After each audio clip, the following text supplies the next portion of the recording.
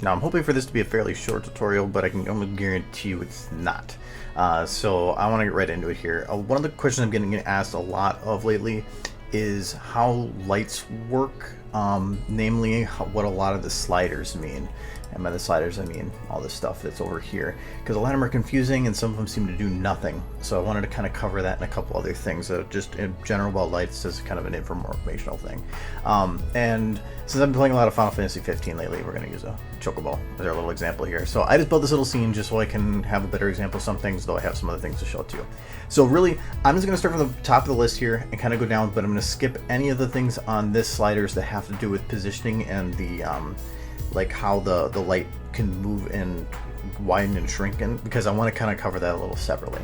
So first, really, like with a lot of lights, intensity is pretty simple. It's just going to be your bright lights. I have actually some extra lights on here, but so like that's all this one light is. So it's going to be how bright your lights are and how dim it is. If you can't get it bright enough, you can right click a lot of these sliders and say remap slider range. It can let you increase or decrease your brightness. Intensity actually can go negative as well. So if you actually put it in a negative, you can, well, we're in a dark area, so it's not going to really show much, but you can actually cause it to have negative light. It's useful in some situations, but I wouldn't abuse it. Put that back to normal there. So yep, that's all intensity does. Ambient intensity, from all the sources I've been looking at, from me playing around, I can't figure out what it does, and not many other people do too. So we're thinking it's just kind of a value that doesn't do anything. If it does, say something, that's great. It would be nice to know, but as far as we can tell, it doesn't have much use.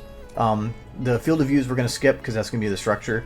Radius is something that some people might think does nothing, because if you would play with the slider here, you're going to see no change. Radius only shows what it does when you're in the clip mode, or in the clip editor in this screen. So if I increase radius, and I think I have remapped this to a larger value, normally 50, because I want to make sure you can see it.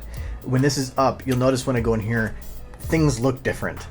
What radius does is it tries to simulate a larger light, because when you have your light set to 0, you can see here that the light is very harsh on how it comes in the angle, because it's coming from a very singular point. Radius tries to artificially create a larger light by simulating lots of smaller lights coming from the same direction. So if I increase my my radius here, you notice it kind of smooths out a little bit on the edges. That's because it's creating a larger light, so more part of the light is coming around, but not as much. Well, with a point light, it would be either on or off. So if I put this up really high, you can see it really starts to smooth, but then in the same vein, you're going to start getting light that starts spreading out into areas. You're going to lose control of the light a little bit by doing it that way. Lights that were once concentrated to a small area might start having issues because of it. And also, you'll notice that when the radius is low, it's bright, but when you turn up high radius, it dumbs the light down. A lot of times if you put increased radius up by quite a bit, you're probably going to have to increase brightness to make up for it. But the nice thing about it though is it will create these much softer edges, like you can see here, well, compared to having this where it's a complete sharp edge. For like rim lights, this is great, but for like lights that try to cover a lot of the subject, having a high radius does come in handy. The other reason it's actually nice is because of shadows, and I'm gonna have to actually move the camera here to show. So if I have the main light here with 0 radius, the shadow's completely sharp all the way. If I increase the radius, I'll put it down a little bit here. By having it's going to make shadows sharper at the base, and it's going to get fuzzier as they go, because it's harder for a larger light to get around the base of something, but further back it's going to be easier for it to get around it. That's going to be simulating more like the sun, where you're going to have a nice sharp shadow at the base, and then it just gets blurrier as it goes. So that's also the nice thing, is radius can make much better shadows. But again, you're going to have some of the difficulties of using it by having to have this light that you kind of lose a little bit of control of, but definitely worth playing around with. To go on from there, Shadowfiltersize is kind of like what Radius did with the shadow, but to the whole shadow together. And then this one I don't need to be in clip editor for. So if I go and play with my filter size, you'll see it'll blur it. So you can go super, super sharp, or you can go to really, really blurred. And I don't know if this one can, yeah, this one can remap, so you can actually make it more blurred if you so wish. But, so you can, if your shadows at the base value you felt were not sharp enough, you can sharpen them or defocus them.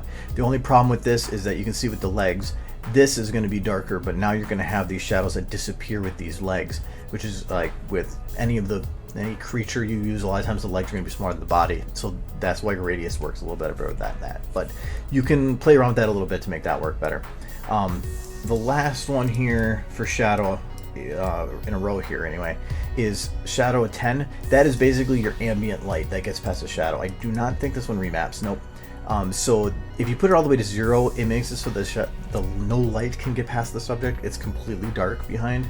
By having that up, it means that some light can get through. I kind of wish it'd go a little higher, but that means that if you have a very bright scene, you don't want dark shadows behind it. That helps balance that out. But if you have a single light in the scene, that might be actually what you're looking for. So, min and max distance are going to be, again, something I'll cover later. Constant, linear, and quadratic attenuation are something that it's hard to find good information on. So I actually made a little thing here to look at it for. So this is how a normal light works. Actually, let me turn off shadows here. So how the light works is that the light is brighter at the base, and then as it gets further and further away, it dims. That's why this is super bright, but the ones back here get dim as it goes. That's because it's, as far as I can tell, it's using the quadratic attenuation. That's why this one defaults to a specific value, where it starts bright and then it starts to dip and drop down faster and faster as it gets further away. If you turn on some of these other ones, you can change how the light goes over distance. But by doing that, it can break it to a degree. So if on a normal light you turn on constant, as soon as it turns on, it's going to blow everything up in brightness. That's because it's taking the value at the very base at the front of the light and continuing it on the same for the entire light from the front to the back. Well, how quadratic works is you're having it bright at the front and then dipping down drastically. Well, this is just using the bright all the way across. To kind of show that, this is a light with constant on. I had to drop the brightness by comparison. This light, I'm sitting somewhere in the like hundreds of thousands for the intensity, but this one is sitting at 10. So it's a lot less bright. It's 10 just to go across the entire area. But this does come in handy if you have an area that you're trying to light evenly from front to back. But it does have difficulties where if you use the trick, and I'll link it in the description, where you utilize a light, an Uberlight, which I'll cover in a little bit, to light something's eyes, which sometimes the eyes will light separately if you do a trick. Constant will completely blow the brightness out of the eyes completely, so it can be dangerous to use too. So, but in general, it actually does come in handy with that. Linear is basically kind of the in-between, where it's a constant drop from front to back. So there's not going to be too much difference you're going to see in these two. You see this one's brighter, then darker, and then much darker. Well, this one's going to be brighter, less bright, in a more constant flat line graph instead of being bright all the way front to back. So that's what those three do. Quadratic, you can, I'm not sure exactly how that affects the graph for the light in terms of how it's structured, but you can play with that. I never really play with it, but if you want to just mess with it, that's fine. Shadowdepthbios and Shadowscaledepthbios are a little weird. I'm gonna go back to this one here. So we're gonna, like, if you look at the shadows here, if I start playing with the depth bias, you're not going to see too much of a change right now because its default is set to like 0.001. If I just set this up to a higher value so you can kind of see, it basically tells it where to start doing a shadow, and this allows you to push it at further away, and it's not just from the light itself, it's from the base of everything. So you can see the shadow of the rocks here. As soon as I start increasing it, moves away from everything at once. The reason that can come in handy, I'm going to put this back to its base value here, is, and it's a little hard to tell in this model, but say you have some harsh edges that the shadows are causing on an object because of something on it. You can kind of see on the little edges here. By increasing that, you're pushing it just a little bit past, and you'll see some of these little shadow bits in this disappear. Well, that actually makes it better. You're actually getting rid of these little like shadow errors, but you're not really seeing any difference on the actual shadow itself. It's to help clean up shadows a little bit by telling it where to start doing them, and it can get rid of some of those errors. Shadow slope scale depth bias is kind of a similar thing. You want to use them together to try to get the best out of your shadows. They're kind of, I would consider, a refinement tool for shadows, and just so play around with those a little bit to see what might work for you. But it's going to be one of those that you're going to kind of play around with yourself to see how to best utilize it. FarZatten is going to be, again, something I covered a little bit here. Same with near edge, cut on. Volumetric intensity, I'm going to go back to that distant light here. Okay, so I'm going to turn on volumetrics for this light, and to do that, I'm going to right click the light and then go to enable volumetrics. And volumetrics are just going to be kind of like a fog on a light. What volumetric intensity does is, while the intensity will increase your volumetrics intensity as well, it's also increasing the light's intensity. You can see that on the silos there. But if I go and increase just the volumetric intensity, I'm not changing at all how the light itself is. I'm just changing how intense the smoke, the fog effect is. That can come in handy if you're having a light that is too bright on the subject, to have the right fog level. So you can split it and have one that's your volumetric light and one that's your normal light. Combine those two together, then you have your full control of how the lights would be. So by having a high volumetric on one light and a low intensity, and vice versa on the other one.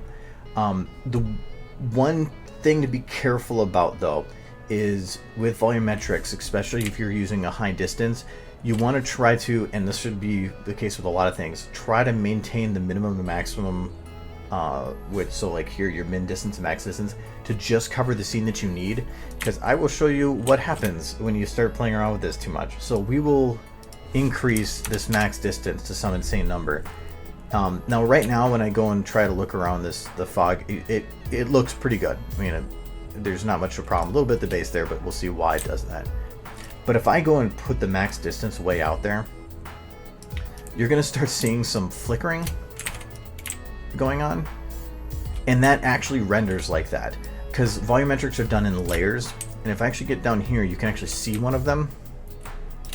I'll drop down that max just a little bit to get it closer here, and so you can actually see some of the layers here. Like this is a layer of the volumetric, and then you can see another one is kind of right here. And so there's only so many layers, so the farther it is between the start of the light and the end of the light, so in this case, since it's as big as it is from here and then way past the wall, it's stretching out those layers so much that it starts causing a flicker. But if I have this minimum and maximum set up, say this close, it's going to be a lot brighter. But if I drop this down, now it's going to be from almost any angle, it's going to look pretty good because you have them nice and dense. So if you have a volumetric light set at a large distance, I would recommend that you try to increase the minimum and drop the maximum to just fit within your one shot, because just increasing the volumetric intensity or the intensity of the light itself, while it will make your volumetrics brighter and thicker, it's not going to give you the best effect, and it might cause flickering. So you should kind of play with that a little bit. Noise strength is something that's specific as far as I can tell to volumetrics. If you put it at 0, it makes it so the volumetrics themselves are basically just an even light source, so you can't see any imperfections in it at all. But if you increase the noise, it will make it kind of have a more natural fog look, and it's just kind of like a texture they attach to it, but it will actually move so you can see the actual light has little It's like an animated thing. It comes in handy, but I've had some problems with high noise, so I usually using the default's pretty good. I either use the default or 0. 0 does come in handy, especially if you're doing like repeated GIFs that you don't want to have a random bit of the light that's trying to repeat at a point. So with edge, all those 4 are going to be coming up a sec. The color, this is going to be obvious. It's going to be your colors. So you can set red, green, blue, whatever you want to do. Color alpha, I haven't figured out what that really does, or if it even does anything, so I probably won't even bother with it now. And then your transforms are just your normal movement controls. And do know that you can control lights just like cameras, so you can drag a camera into a shot. You can drag a light in your shot, and you can actually become that light. It comes in handy a lot, because then you can actually see what the light sees. So, so we are going to now show how, or what some of these controls do for the light itself in terms of structure. So I made a little thing right here to show it because I needed 2 layers to do it. So right now I'm using a standard light, and I have this light here. This is my demo light. I have the light Frustum set to on. That means that you can actually see, kind of like with the camera, you can see the lights, different lines. What you're seeing right now is the lights, the minimum and maximum set. So these 2 right here. So you can actually see if I can increase its minimum and I increase its maximum. Now, it's kind of what you would think of as intuitive, that and no light would go past the maximum and no light would be before the minimum.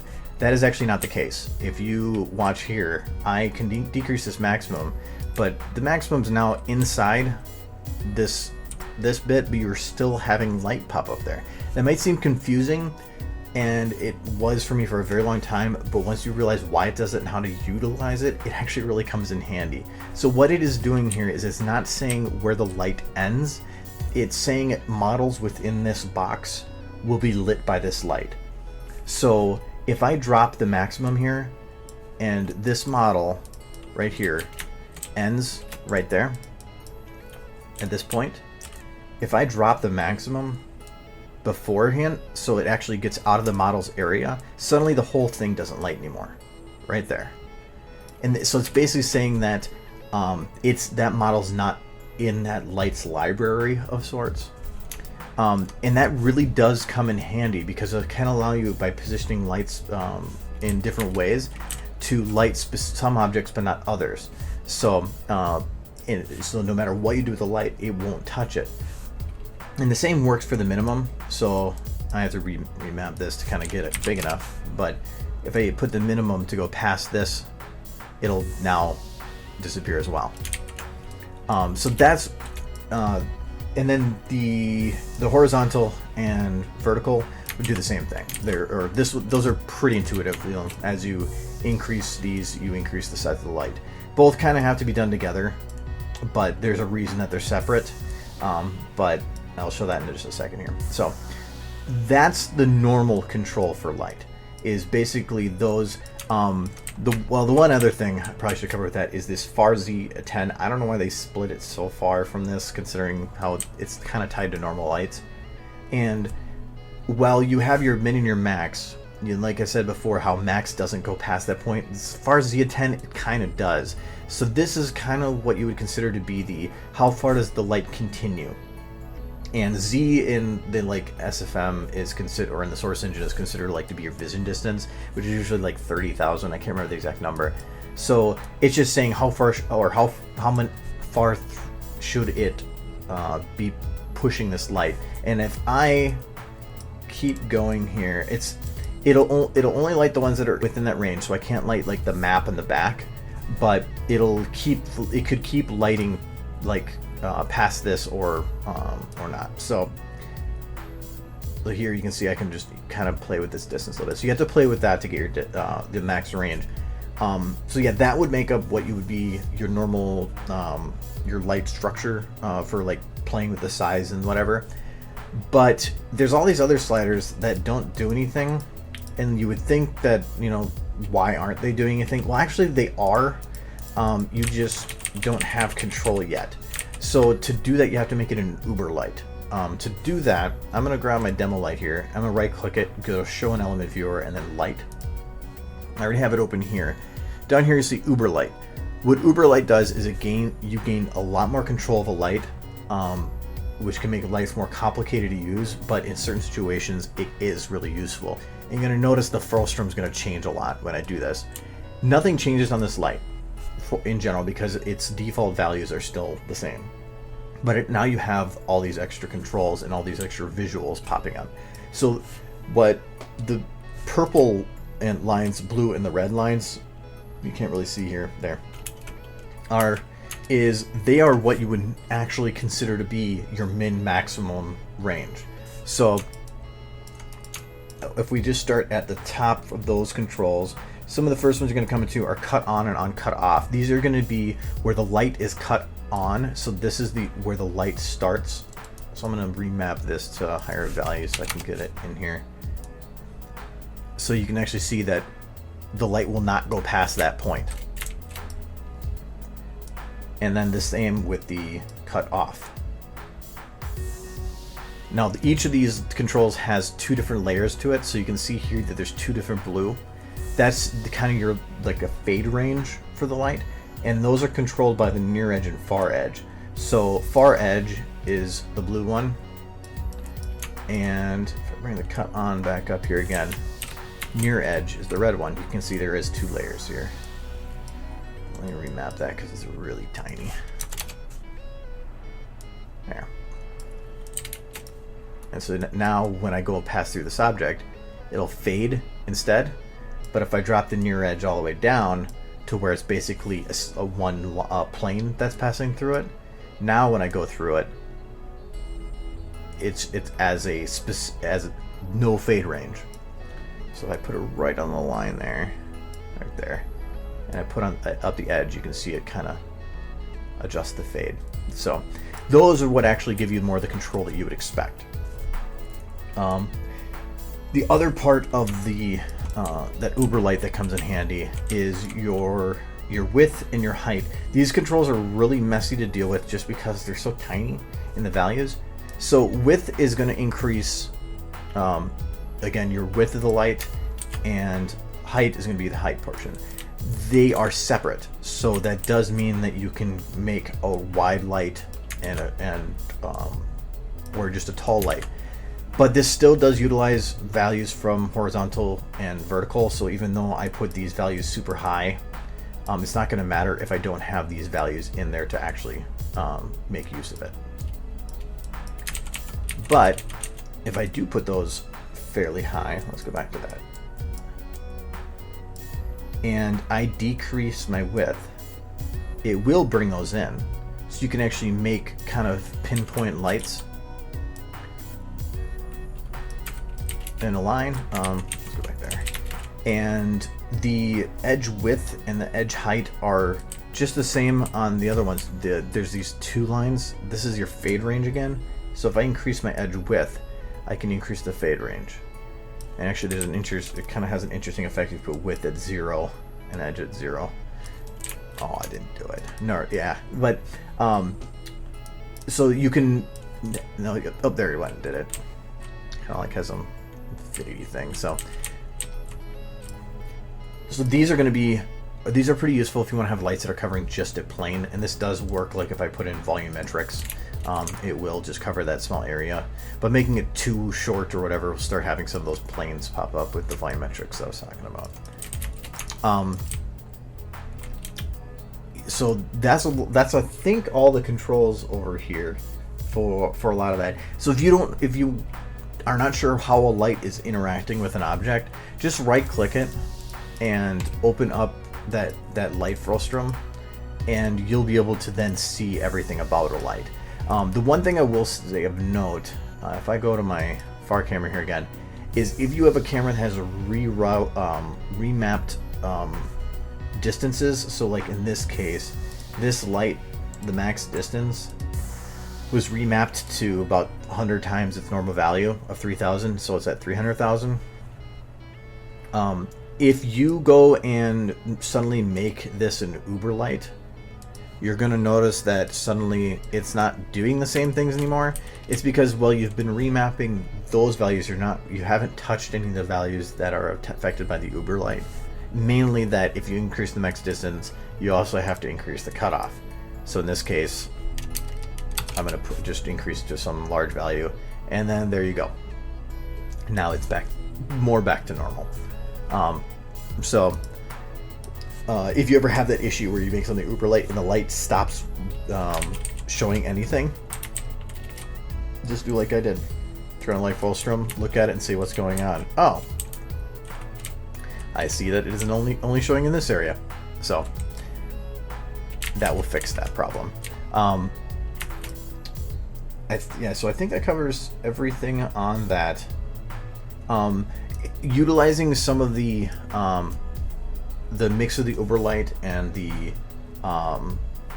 regular light for like being able to hit specific models, and use the Uberlight to better like cut off just the edges of something, really come in handy and are really useful to play around with. So I do highly recommend that you play around with an Uberlight a bit to see kind of what it can do, because you can have some pretty neat effects on stuff by just utilizing some of these extra values on these lights that are kind of hidden, and they are pretty useful. So I think that's everything that I really wanted to cover on that, because I know that everybody's been asking about it, and it is pretty useful stuff to know.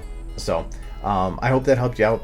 If you have any other ideas for tutorials, I want to start finding out some more soon, because I've been on some kind of a quiet streak for a bit. So let me know what you kind of want to see, and I'll see what I can do. Maybe with more chocobos or something. I think he agrees. So, all right. Thanks for watching, and hope to see you guys soon.